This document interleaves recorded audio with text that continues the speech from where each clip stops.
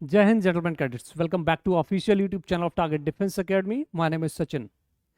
जैसा कि आप सभी जानते हैं, एनडीए 1 2024 के जो एप्लीकेशन फॉर्म्स हैं वो 20 दिसंबर से ऑनलाइन फिल होने स्टार्ट हो जाएंगे। और जो प्रिपरेशन आप एनडीए 1 2024 के लिए कर रहे हैं, राइट, उसके लिए आप ऑनलाइन अप्लाई कर सकते हैं। आपका नोटिफिकेशन रिलीज होगा, उससे रिलेटेड सारी इंफॉर्मेशन आप तक 20 दिसंबर को ऑफिशियली मिल जाएगी। लेकिन उससे पहले इस वीडियो में मैं आप लोगों के साथ डिस्कस करने वाला हूं कुछ इंपॉर्टेंट चीज़ें जो बहुत इंपॉर्टेंट होने वाली हैं, लाइक एज लिमिट के बारे में, कि क्या आपको वेट करना चाहिए, क्या आपको आगे एनडीए की प्रिपरेशन करनी चाहिए, क्या आप एलिजिबल हैं या नहीं हैं। ठीक है, कई सारी चीज़ें हैं जो इसमें डिस्कस करेंगे। उसके अलावा अगर आप प्रिपरेशन कर रहे हैं तो आपको सिलेक्शन प्रोसेस, एग्जामिनेशन पैटर्न और सिलेबस के बारे में पता होना जरूरी है। चलिए इस वीडियो में आगे देखते हैं। सबसे पहले बात करेंगे कि इसकी इंपॉर्टेंट डेट्स क्या रहेंगी। उससे पहले मैं आपको बता दूं कि इसका सिलेक्शन प्रोसेस क्या रहेगा, राइट। इसका सिलेक्शन प्रोसेस एनडीए की अगर मैं बात करूं तो सबसे पहले आपको रिटन एग्जामिनेशन देना होगा, जो कि ऑफलाइन मोड में होगा। रिटन एग्जामिनेशन होगा, उसके बाद आपका एसएसबी इंटरव्यू। जितने भी बच्चे एनडीए रिटन को क्वालिफाई करेंगे, क्रैक करेंगे, वो बच्चे एसएसबी इंटरव्यू दे पाएंगे।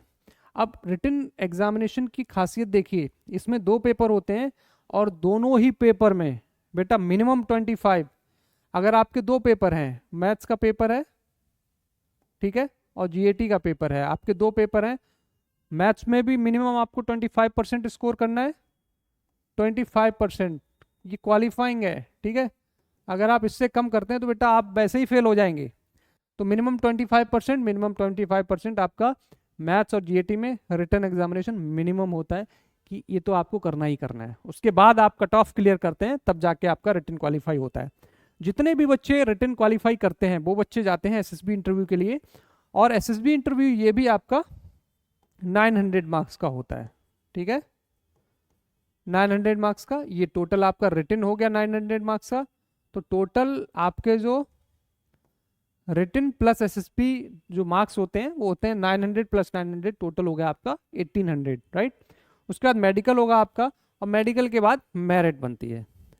मेरिट आपकी जो बनेगी वो 1800 मार्क्स दोनों मिला के बनती है, और जो भी कट ऑफ जाएगा उस बेसिस पे आपका सिलेक्शन होगा। तो ये हो गया सिलेक्शन प्रोसेस जिसको आप यहाँ पे देख रहे हैं, राइट।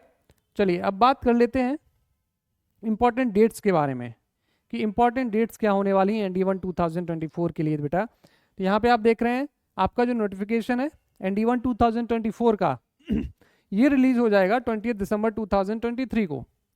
20 तारीख को आपका नोटिफिकेशन आएगा वहीं, और 20 तारीख से आपके ऑनलाइन एप्लीकेशन फॉर्म फिल होने स्टार्ट हो जाएंगे। वहीं पे लास्ट डेट है जिस अप्लाई करने की, जो लास्ट डेट होगी वो होगी 9 जनवरी 2024।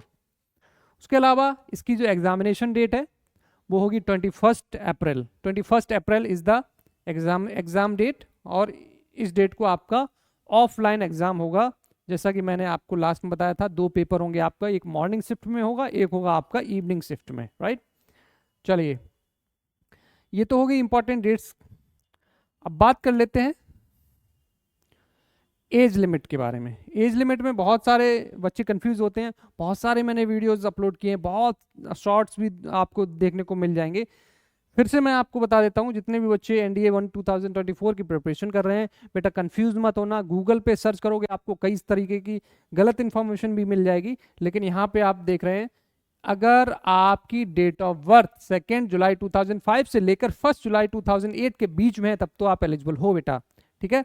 ये चीज आप समझिए, इसमें बिल्कुल भी चेंजेस नहीं होने वाले हैं। 2 जुलाई 2005 से लेकर 1 जुलाई 2008 के बच्चे, बीच के बच्चे ही अप्लाई कर सकते हैं, और इसमें दोनों डेट्स भी इंक्लूडेड है, राइट। 1 जुलाई 2008 एंड 2 जुलाई 2005 भी इंक्लूडेड है, इनको ये भी एग्जाम दे सकते हैं।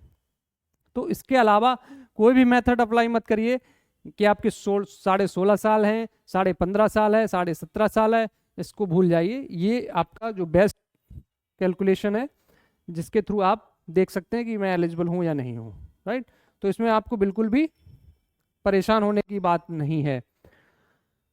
एजुकेशन क्वालिफिकेशन में बहुत सारे बच्चे कंफ्यूज होते हैं कि सर 11th क्लास में पढ़ाई कर रहा हूँ, क्या मैं एलिजिबल हूँ? नहीं है वो एलिजिबल बेटा। 11th क्लास में अगर आप पढ़ाई कर रहे हैं तो आप एनडीए के लिए एलिजिबल नहीं हैं। आपको ये चीज़ ध्यान रखनी होगी कि या तो आप 12th क्लास में पढ़ाई कर रहे हैं तब तो आप एलिजिबल हो, या आप 12th पास कर चुके हैं तब भी आप एलिजिबल हैं, बशर्ते एज लिमिट क्राइटेरिया फुलफिल होना चाहिए और ये जो एजुकेशन क्वालिफिकेशन होना चाहिए, दोनों चीज़ें फुलफिल होंगी तभी आप एग्ज़ाम दे पाएंगे। ऐसा नहीं कि आप 12th में पढ़ रहे हैं और एज आपकी ज़्यादा हो गई है तब भी आप अप्लाई नहीं कर सकते हैं, राइट। चलिए अब आगे, राइट। तो अब बेटा एग्जाम पैटर्न की बात कर लेते हैं कि एग्जाम पैटर्न क्या है। एग्जाम पैटर्न क्या होता है एनडीए का, मैं आपको बता दूं। यहाँ पे बेटा 2 पेपर आपके होंगे, जिसमें पहला पेपर आपका मैथ्स का होगा, सेकंड आपका जीएटी का होगा। पहला जो पेपर होता है मैथ्स का, वो टोटल आपका जो पहला पेपर होगा, ठीक है, वो मैथ्स का, ये आपका टोटल 300 मार्क्स का होगा। 300 मार्क्स का आपका मैथ्स का पेपर हो गया। वहीं पे जीएटी का आपका पेपर होगा, ये आपका 600 मार्क्स का होगा। ध्यान से देखेंगे, जीएटी के पोर्शन में काफी सारे सब्जेक्ट्स आ जाते हैं, जैसे physics, chemistry, bio, history, geography, polity, current affairs, like ये सारे, ये जो टॉपिक्स मैंने जो नाम लिए हैं ये सारे के सारे जीएटी में आते हैं, ठीक है। उसमें अलग अलग वेटेज है। सबसे ज़्यादा वेटेज आपका इंग्लिश का रहता है, जिसके 50 क्वेश्चंस होते हैं अकेले इंग्लिश के। इट मीन्स 200 मार्क्स का आपका, इसमें से 200 मार्क्स हो गया इंग्लिश का। तो इंग्लिश आपकी इंपॉर्टेंट है, ये चीज़ आप समझिए। उसके अलावा physics, chemistry, bio, history, geography, काफ़ी सब्जेक्ट हैं, तो उसके बारे में डिटेल में अगर जाएंगे तो काफ़ी सब्जेक्ट हो जाएंगे। उसका एक अलग वीडियो, काफ़ी वीडियो लंबा हो जाएगा अगर मैं सारी चीज़ें डिस्कस करूंगा। चलिए अब आगे बढ़ते हैं। किसमें क्वेश्चंस कितने होते हैं? मैथ्स में आपके टोटल 120 क्वेश्चंस होंगे बेटा, ठीक है, 120 क्वेश्चंस। यहाँ पे होंगे आपके 150 क्वेश्चंस, 150 क्वेश्चंस यहाँ पे होंगे, राइट। अब देखिए 120 क्वेश्चंस, 300 मार्क्स, हर एक क्वेश्चन आपका 2.5 नंबर का होगा, 2.5 मार्क्स। 150 क्वेश्चंस, 600 मार्क्स, हर क्वेश्चन आपका 4 मार्क्स का होगा, ठीक है। यहाँ पे नेगेटिव मार्किंग भी होगी बेटा, 1/3 नेगेटिव मार्किंग होती है। 3 अगर आपने आंसर्स गलत दिए हैं तो आपका एक सही आंसर वो आपका काट लिया जाएगा, उतने मार्क्स आपके काट लिए जाएंगे। ये चीज़ आपको ध्यान देनी है। नेगेटिव मार्किंग है तो जरा सोच समझ के आगे आंसर देंगे, ठीक है, इस चीज़ का थोड़ा ध्यान रखेंगे। तो मैथ्स के पोर्शन में मैं आपको बता दूं बेटा 12th अपियरिंग वाले बच्चे अप्लाई करते हैं। इट मीन्स जब आप 12th में स्टार्टिंग होती है आपकी, 12th आपने अप्रैल में स्टार्ट किया और सितंबर में आपका एग्जामिनेशन होता है, तो कहीं ना कहीं आपको ये चीज़ भी समझ में आ रही होगी कि एनडीए में जो इम्पोर्टेंस होती है वो 11th क्लास की मैथ्स की बहुत इंपॉर्टेंस होती है। तो 11th क्लास का मैथ्स आपको बहुत अच्छे से पढ़ना है, अपना बेस स्ट्रांग करना है। और अगर बेस आपका स्ट्रांग है तो आप किसी भी कोचिंग को 6 महीने या 1 साल के लिए अगर ज्वाइन करते हैं तो आप इजीली क्वालिफाई कर जाओगे रिटन एग्जामिनेशन, उसमें कोई भी डाउट नहीं बेटा। लेकिन अगर आपका बेस स्ट्रांग नहीं है, अगर आपका बेस बहुत वीक है, आपने पहले 9th 10th 11th में बहुत अच्छे से पढ़ाई नहीं की, राइट, तो आपको डेफिनेटली प्रॉब्लम होने वाली है, राइट। तो उसके लिए ऐसा नहीं कि आप 6 मंथ्स में केवल और केवल कोचिंग के भरोसे बैठ के क्वालिफाई कर लेंगे, ऐसा नहीं हो सकता है। उसमें फिर आप या तो कोचिंग को दोष दोगे, राइट। जाहिर सी बात है अगर आपका बेस स्ट्रांग होगा तो आप इजीली क्वालिफाई कर जाओगे, राइट। उसके अलावा एसएसबी का जो पार्ट होता है, एसएसबी का जो पार्ट होगा, ठीक है, ये आपका टोटल 900 मार्क्स का हो गया, ये रिटन एग्जामिनेशन। 900 मार्क्स का हो गया, राइट। ये आपका एसएसबी का पार्ट हो गया, ये भी आपका 900 मार्क्स का हो गया। अब बेटा एसएसबी में भी काफी सारे, जब आप एसएसबी देने जाएंगे, जितने भी बच्चे रिटन क्वालिफाई करते हैं वो फिर एसएसबी देने जाते हैं। और एसएसबी जो भी बच्चे देने जाएंगे वो देखेंगे कि सबसे पहले आपका पीपीडीटी टेस्ट होता है, picture perception and description test. उसके बाद जितने बच्चे पीपीडीटी टेस्ट क्वालिफाई करते हैं आगे रिकमेंड कर दिए जाएंगे कहाँ के लिए, second stage, that is psychological test. और साइकोलॉजिकल टेस्ट के अंदर आपके 4 टेस्ट होंगे। पहला टेस्ट होगा टेट, थीमेटिक अपरसेप्शन टेस्ट, ठीक है, मैं आपको लिख दे रहा हूं। यहां पे आपका आएगा पहला टेट, उसके बाद आएगा वेट, वर्ड एसोसिएशन टेस्ट, ध्यान देंगे वर्ड एसोसिएशन टेस्ट है। उसके बाद है एसआरटी, सिचुएशन रिएक्शन टेस्ट। उसके बाद होगा आपका एसडीटी।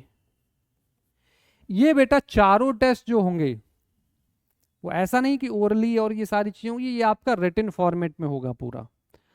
जैसे पीपीडीटी होता है उसी बेस्ड पे टेट बनाया गया है, और टेट में भी आपको स्टोरी राइटिंग करनी पड़ेगी, मैंने स्टोरी लिखनी पड़ेगी, ये चीज़ आपको समझनी है। उसके बाद वर्ड एसोसिएशन टेस्ट WAT, इसमें भी आपको अपनी सीट पे पूरा कंप्लीट रिटन में आपका ये भी टेस्ट होगा। SRT भी, सब जितने सिचुएशन रिएक्शन होते हैं उसका टेस्ट भी आपका रिटन में होगा, आपको रिटन में अपने आंसर्स लिखने होंगे। उसके अलावा SDT हो गया जिसमें आपको अपने बारे में डिस्क्राइब करना होता है, you have to describe your weak points, strong points, right. उसके अलावा यहाँ पे आपसे पूछा जाएगा कि what your parents think about you, what your friends think about you, आपके फ्रेंड्स आपके बारे में क्या सोचते हैं, आपके पेरेंट्स आपके बारे में क्या सोचते हैं, आपके टीचर्स आपके बारे में क्या सोचते हैं।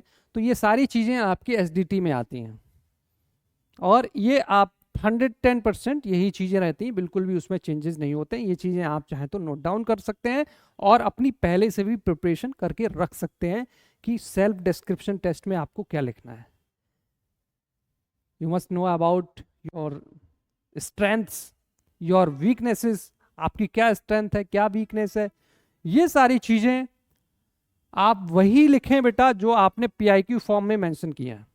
जब भी आप PIQ फॉर्म फिल करते हैं तो PIQ फॉर्म में आप जो चीज़ें फिल करते हैं वो बहुत ही इंपॉर्टेंट होती हैं, और वही PIQ फॉर्म आपका पूरी SSB में फ्लो करता है, राइट। वो यहाँ से लेके सारी चीज़ें उसी बेसिस पे, अगर आपने कुछ भी चेंजेस किया, अगर आपने उस बेसिस पे लिखा कुछ और है, आप बोल कुछ और रहे हैं और वहाँ पे एक्ट कुछ और कर रहे हैं, तो वहाँ पे आपकी डुअल पर्सनालिटी रिफ्लेक्ट हो जाएगी और वहाँ से आप बाहर हो जाएंगे, और आपको पता भी नहीं चलेगा कि मैं बाहर क्यों हो गया।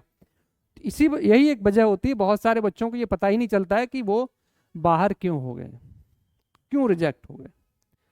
और सिलेक्शन जिसका होता है उसे भी नहीं समझ में आता कि मैं सिलेक्ट क्यों हो गया, राइट। तो ये एक बहुत ही अच्छा प्रोसेस है, बोल सकते हैं SSB, इंडियन आर्म फोर्सेस के द्वारा ऑफिसर सिलेक्ट करने का, राइट। तो ये सारी की सारी जो प्रोसेस है, उसके बाद SSB में साइकोलॉजिकल टेस्ट के बाद ग्रुप टेस्टिंग ऑफिसर्स टास्क होता है, उसके बाद आपका इंटरव्यू होता है। इंटरव्यू होने के बाद लास्ट राउंड जो कॉन्फ्रेंस होता है, कॉन्फ्रेंस में अगर कोई भी बच्चा बिल्कुल बॉर्डर पे है तो वहाँ पे टेस्ट होता है कि बाकी जितने भी पैनल में हैं SSB पैनल में, वो लोग डिसाइड करते हैं कि क्या इसको लेना चाहिए या नहीं लेना चाहिए, ठीक है। तो 1920, 2021 ये मान के चलिए बिल्कुल बॉर्डर पे हैं आप, ठीक है। अब उनके ऊपर डिपेंड करता है कि वो आपको लें या ना लें। लास्ट में कुछ क्वेश्चंस आपसे पूछे जाएंगे, अगर उनका सही आपने सही तरीके से आप वो चीज़ें हैंडल कर ले जाते हैं तो आपका उस बेसिस पे भी सिलेक्शन हो सकता है, राइट। तो ये तो एक पूरा का पूरा प्रोसेस होता है एसएसबी का। उसके बाद आपका मेडिकल होगा बेटा। मेडिकल में जितनी भी रिक्वायरमेंट होती है, आप जो नोटिफिकेशन है वो आप चेक कर सकते हैं। उसके अलावा बाकी किसी अदर वीडियोस में भी मैं आप लोगों को डिटेल में बता दूंगा कि किस तरीके से क्या क्या चीज़ें देखी जाती हैं एक मेडिकल टेस्ट में। आपकी आई साइट, आपके medical fitness in the sense आपके जो बॉडी है, नॉक नीज हैं, आपके फ्लैट फुट तो नहीं है, राइट, एल्बो वगैरह, ये सारी चीज़ें चेक होती हैं। बाकी और भी चीज़ें डिटेल में होती हैं, तो वो आप नोटिफिकेशन उसको अगर आप डिटेल में पढ़ेंगे तो वहाँ पे आपको सारी चीज़ें मिल जाएंगी, right. I hope you all are getting my point. अगर उसके बाद भी आपके माइंड में कोई भी डाउट होता है, you can ask me through comment section. और उसके बाद लास्ट स्टेज होता है बेटा आपका मेरिट का। जैसे आपने मेडिकल क्वालिफाई कर लिया, उसके बाद मेरिट बनेगी, और जो मेरिट बनती है वो बनती है written examination plus SSB interview की के मार्क्स को ऐड करने के बाद आपकी मेरिट बनती है, और फाइनल सिलेक्शन आपका हो जाता है, आप रिकमेंड हो जाते हैं। तब आप जाते हैं national defence academy Khadakwasla Pune. तो I hope you are enjoying this video, और आपको सारी की सारी चीज़ें समझ में आ गई होंगी कि एनडीए में जाने के लिए आपको किन किन चीज़ों की रिक्वायरमेंट होती है। तो कैसा लगा ये वीडियो कमेंट सेक्शन में ज़रूर बताएं। और अगर आपके माइंड में कोई और क्वेरी है जिस पे और भी वीडियोस आप चाहते हैं कि उस पर बनाया जाए, then you can tell me, I will try to do the same. Thank you so much. Jai Hind.